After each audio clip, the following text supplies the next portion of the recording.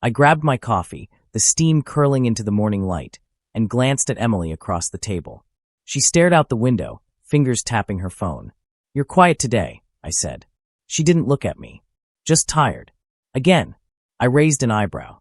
"You've been saying that a lot lately." She shrugged. "Work's stressful. You wouldn't understand." I felt it then, a prickling unease I couldn't shake. "Emily, come on. I do understand. You always tell me everything." She finally looked at me, eyes distant. "I guess some things you just don't need to know." I wanted to laugh it off, tell myself I was imagining it, but her words stuck like cold metal. I didn't say anything. Later, I met Aaron at the office. He was leaning back in his chair, smirking. "Morning. You look tense. Big date last night." I frowned. "Emily and I had breakfast." He said, tapping his pen. "Something wrong?" "Nothing. Just something feels off." Aaron chuckled, leaning forward. "You worry too much, man. People change. It's natural." I nodded, pretending his words soothed me. But when I turned to my laptop, I noticed a discrepancy in the latest report. Numbers that didn't add up. "Aaron," I said, voice tighter than I meant. "Did you approve this expense?" He leaned back, grin still plastered. "Relax. It's fine. Trust me, it's all part of the plan." I wanted to trust him. I really did. But the unease from breakfast crept back. That evening, Emily called. "Hey," she said, voice casual.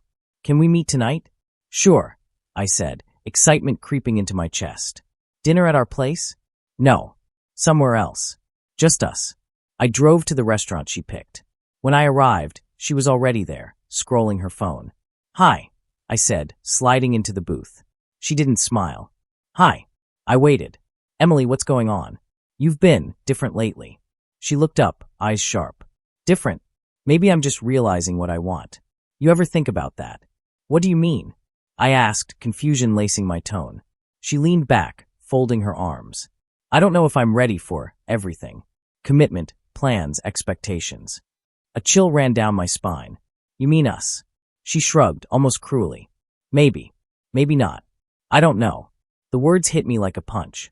I wanted to argue, beg, make sense of it, but nothing came out. I just sat there, watching her sip her wine like nothing had changed. Later, I walked her to her car. "Emily, please.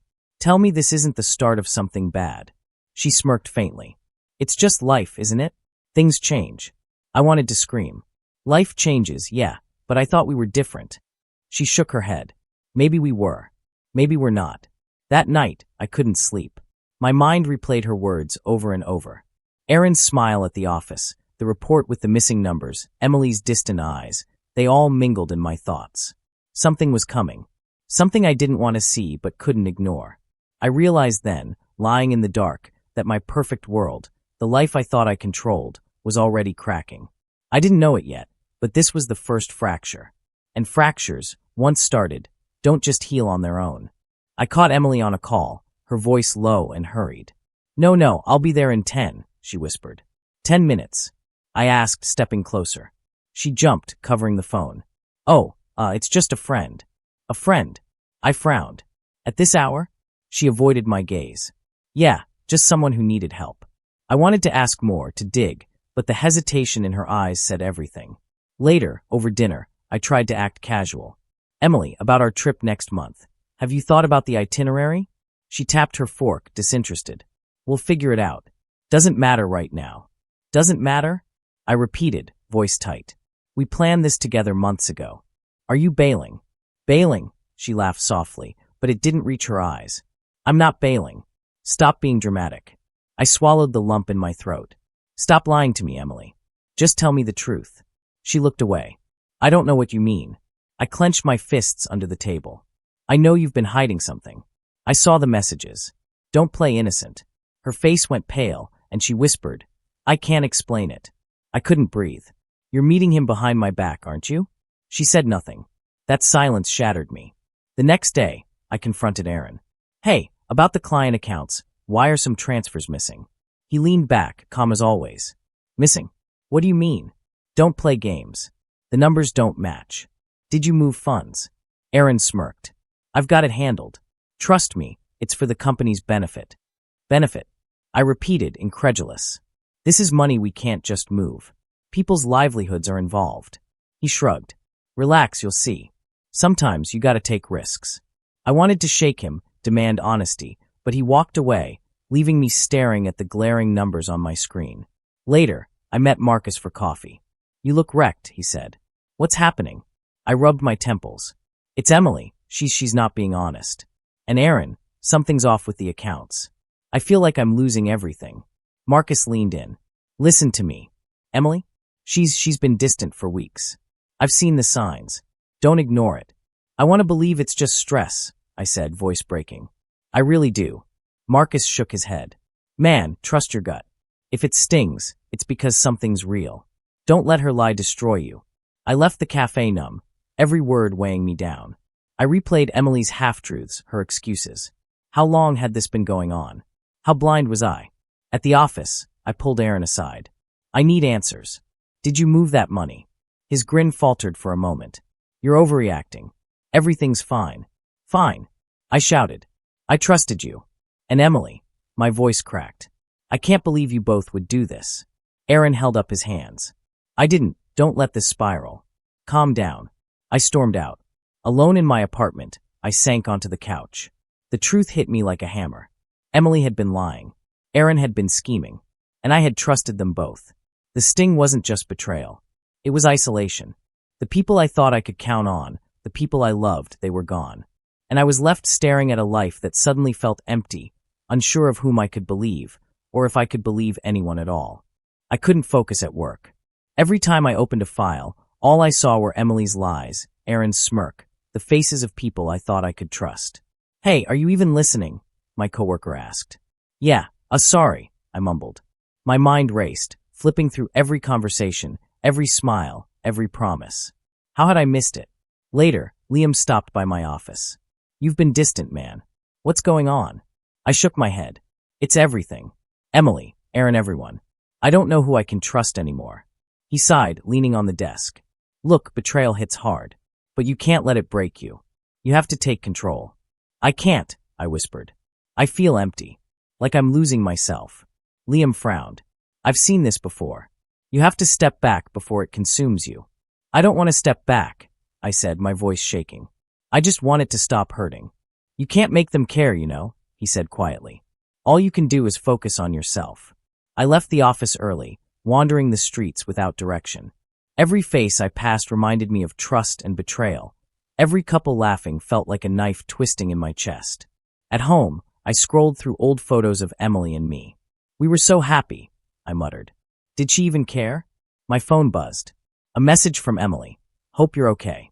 I stared at it, fingers trembling. You left me. You left me broken. And now you're hoping I'm okay? I didn't reply. Days blurred together. I stopped answering calls.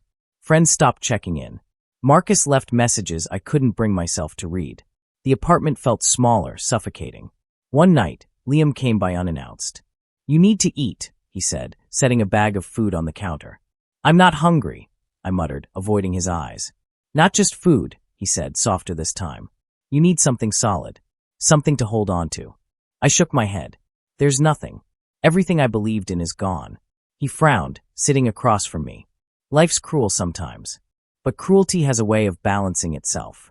You'll see, karma doesn't forget. I laughed bitterly. Karma? I don't want karma. I want her back. I want things fixed. I want my world to make sense. Liam didn't answer. He just nodded, letting me drown in my own despair. That night, I noticed small things. A neighbor getting yelled at by his partner. A man slipping on wet steps. A co-worker losing his laptop. Random, insignificant moments. But to me, they felt like warnings, like the universe whispering that betrayal has a price. I lay in bed, staring at the ceiling. Why me? I whispered to the dark. Why do they get to smile while I feel like this? My phone lit up again. A new message from Emily. We need to talk. I wanted to throw it, smash it, burn it. Instead, I read it over and over, stomach twisting. I realized then that I was completely alone. Not in the physical sense. I had people around me, but in the way that mattered.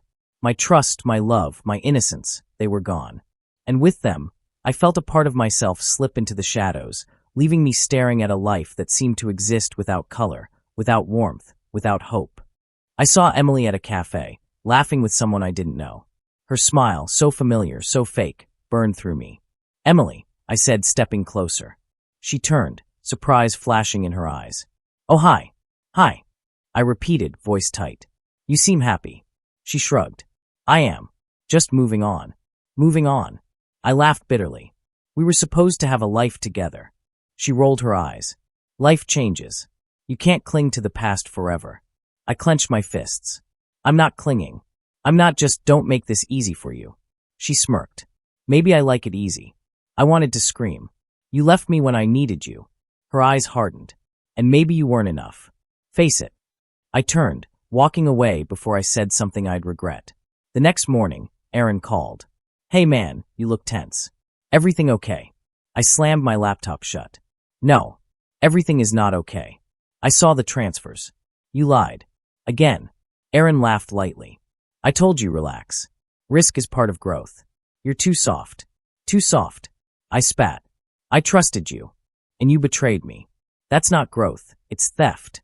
He leaned back, calm as ever. Business is about decisions, not feelings. Decisions. I barked. You've destroyed people's trust. You think money fixes that. He smirked, finally showing a hint of annoyance. Careful. Anger clouds judgment. I don't care. I shouted. You don't get to manipulate me anymore. I hung up, chest heaving. Anger coursed through me, not just at them, but at myself. For letting it happen. For letting my life be derailed. By afternoon, I was at Marcus's apartment. I need to take control, I said, pacing. I can't let them ruin everything I built. Marcus nodded. Good. Finally. You can't fight them if you don't start moving. I know, I said, rubbing my temples. It's time to fix things, my business, my friends, my life. I can't wait for karma to do it for me. Later, I confronted a coworker tied to Aaron's scheme. Hey, these transfers, what's really going on? The coworker hesitated. Aaron said to trust him. But he's hiding something. You need to be careful. Exactly, I said, voice firm. I'm done being careful. I'm done trusting blindly. I spent the evening reorganizing my priorities. Calls I had ignored, emails I had avoided, friends I had pushed away. I reached out. Hey, I know I've been distant, I texted Liam.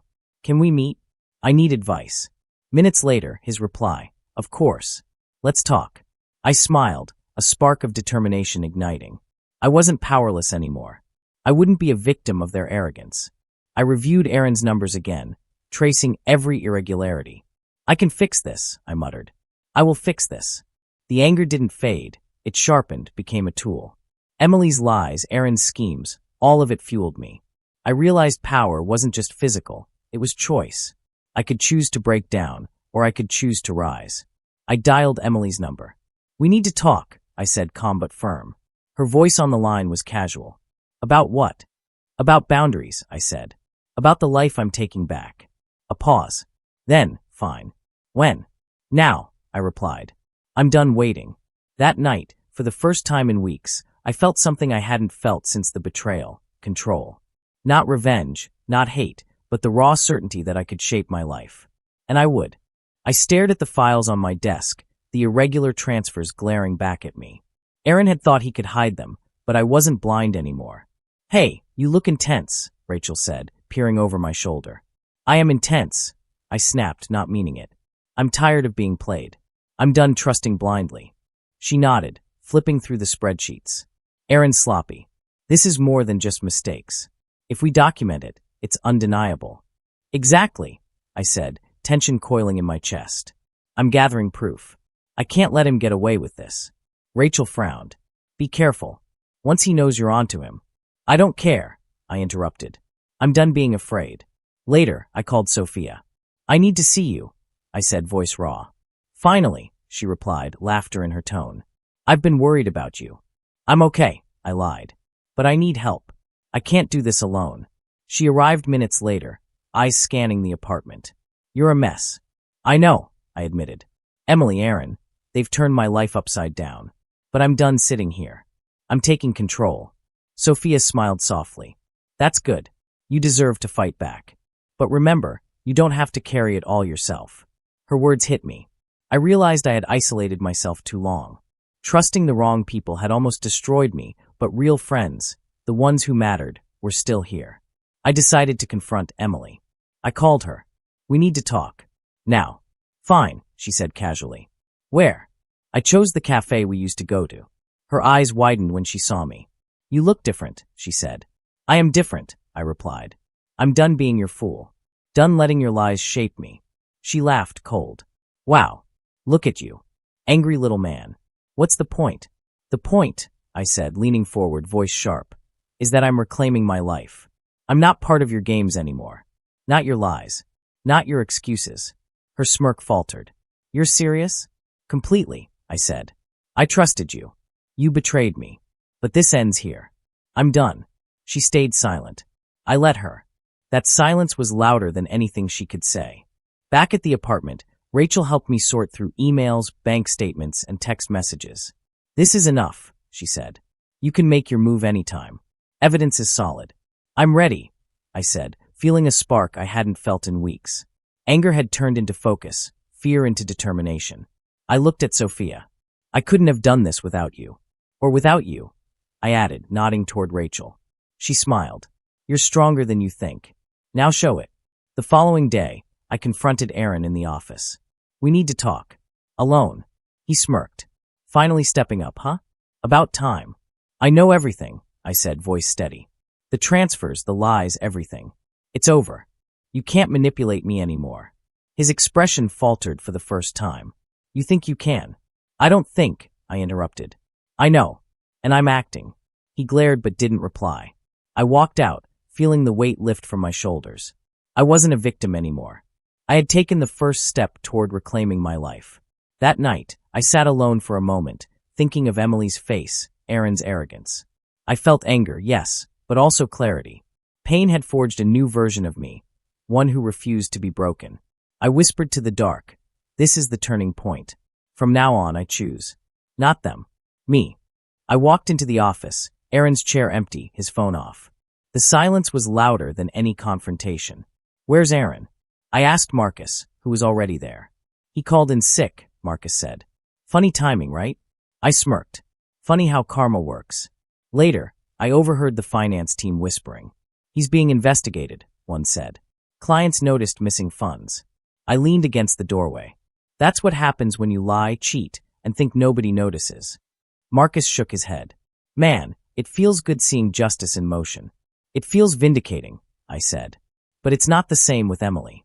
My phone buzzed. A message from her. Can we talk? I miss you. I stared at it, feeling nothing but calculation. I typed back, we can meet. But I'm not the same person you left behind. She called moments later. I see you're doing well, she said, voice hesitant. I am, I replied calm, almost cold. And you? Confused, she admitted. I didn't think you'd move on. I didn't move on. I moved up, I said, voice steady. I'm not waiting for you to decide if you want to be part of my life. There was silence on the line. I made a mistake, she finally whispered. I know, I said simply. But mistakes don't erase consequences. She sighed. I just thought maybe I could.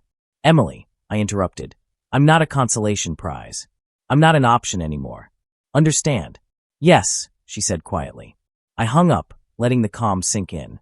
I had clarity now, emotional control I hadn't possessed in months. Later, Rachel and I reviewed Aaron's files again. His clients are furious, she said, pointing at emails. He's screwed legally and financially. I nodded. Good.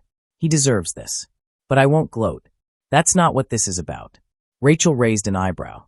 Really? You sound calm. I am, I said. Anger got me this far, but clarity keeps me moving. I can't let hatred run me. Sophia stopped by that evening. How's the revenge mission? She teased lightly. I laughed, shaking my head. It's not revenge anymore. It's restoration. Fixing what was broken, taking control of my life. She smiled. You're growing. I can see it. I had to, I said, looking out the window. If I stayed angry, I'd still be trapped. Now, every decision is mine.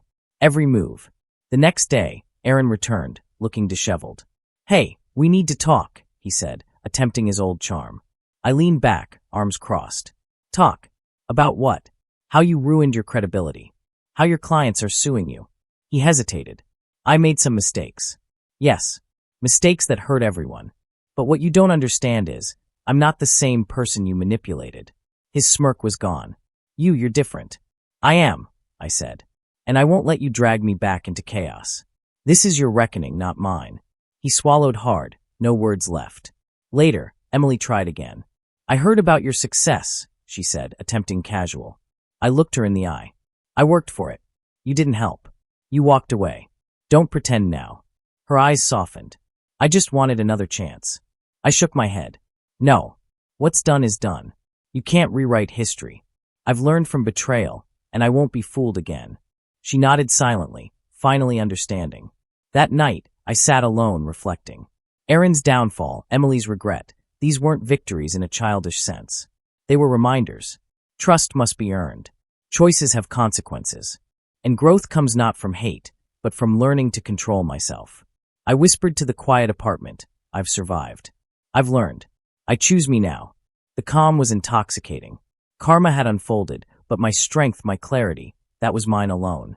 I walked into the office that morning with a sense of purpose I hadn't felt in months. Rachel greeted me with a grin. "Morning, boss," she said, sliding me a stack of finalized reports. "Everything's clean. No surprises." I smiled, feeling a spark of pride. "Good. That's how I like it. Controlled, solid, reliable." Marcus popped his head in. "Heard about the client meeting yesterday. Everyone's impressed." I shrugged. "We just did our job. That's all." "You're modest," Marcus teased. "But damn, it feels good seeing you on top again." Later, Sophia called. "We're celebrating tonight. You're not skipping this one, are you?" I laughed. "Of course not. I've earned a night off." That evening, we gathered at our favorite spot. Liam raised his glass. "To you. Rising from ashes isn't easy, but you did it." I clinked glasses with him. "Thanks. Couldn't have done it without you all." Sophia smiled. "We're your pillars. Always have been." "I know," I said, glancing at Rachel. "And now, everything feels different. Solid. I can breathe again." Marcus leaned back. "And Emily? Did she reach out?" I smirked. "She tried. Thought she could waltz back in." "What did you do?" Sophia asked. "Nothing," I said. "I listened, made her see the consequences of her choices." "She got it." Marcus laughed. "Karma tastes sweet, huh?" "Not sweet," I corrected. "Necessary. Painful lessons teach the strongest growth."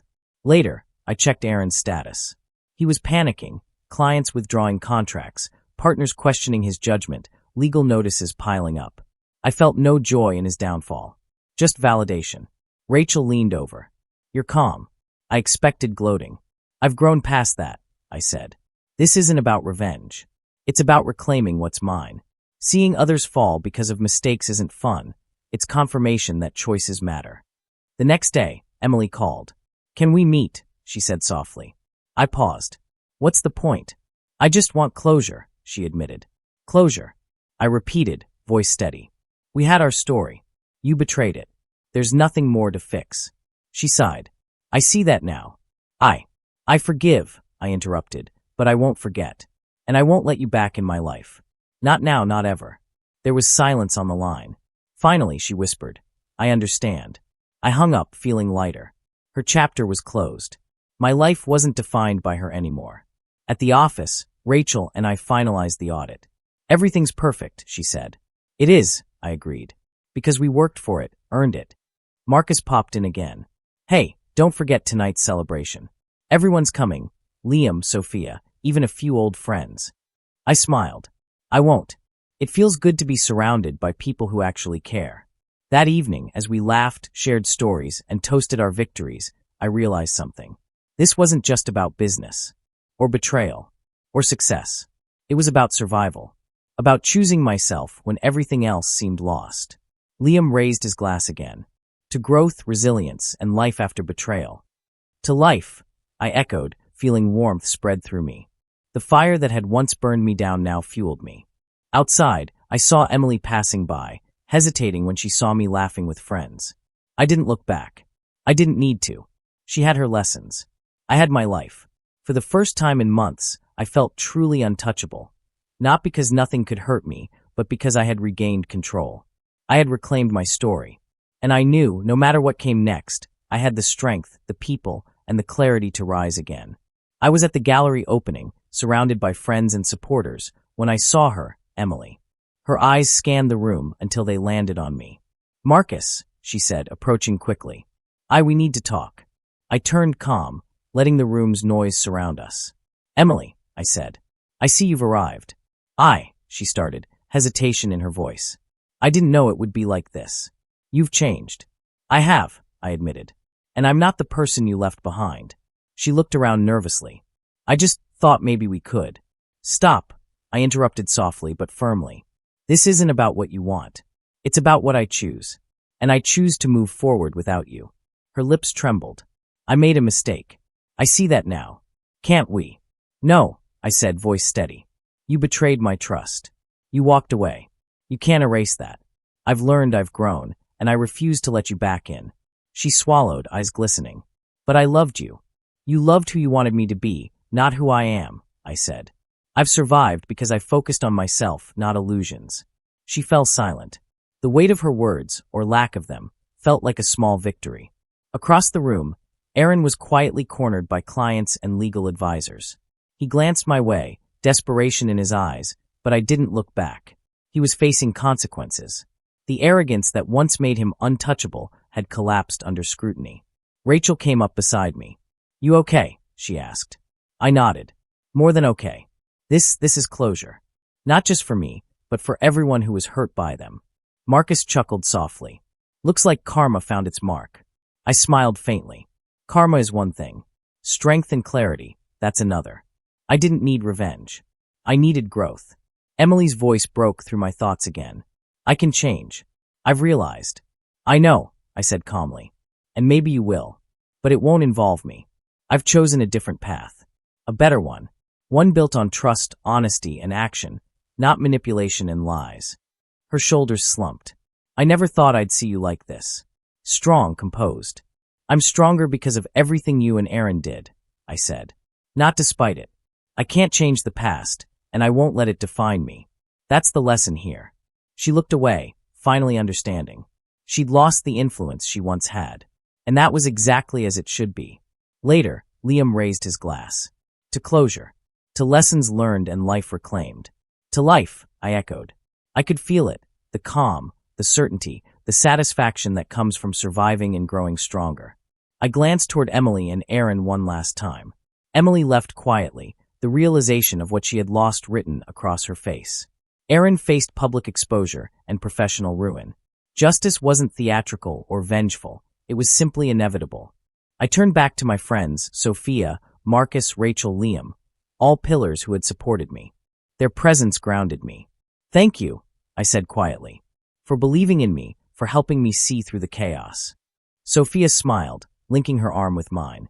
You did the hard work. We just held the rope. I looked around the gallery, the laughter, the energy, the life I had rebuilt. I survived betrayal, I whispered internally. I chose myself, and nothing will take this from me again. The night carried on. I didn't need to look back. I had closure, strength, and clarity. I had finally reclaimed my life. I sat on the balcony, coffee in hand, watching the sunrise paint the city in gold. It felt peaceful, almost surreal after everything. Sophia joined me, leaning on the railing. You look different, she said softly. I feel different, I admitted. Stronger, calmer. Like I finally stopped carrying the weight of everyone else's choices. She smiled. You've earned it. Every hard day, every sleepless night, it brought you here. I used to think betrayal would break me, I said, voice low. Emily, Aaron, they made me question everything. But I see now it wasn't about them. It was about me, how I responded. Marcus appeared from the staircase. Talking philosophy again, he teased. I laughed. Maybe. But it's true. I've learned more about myself than I ever expected. Strength, patience, control, trusting the right people, and letting go of the wrong ones. Rachel joined us, holding a tablet.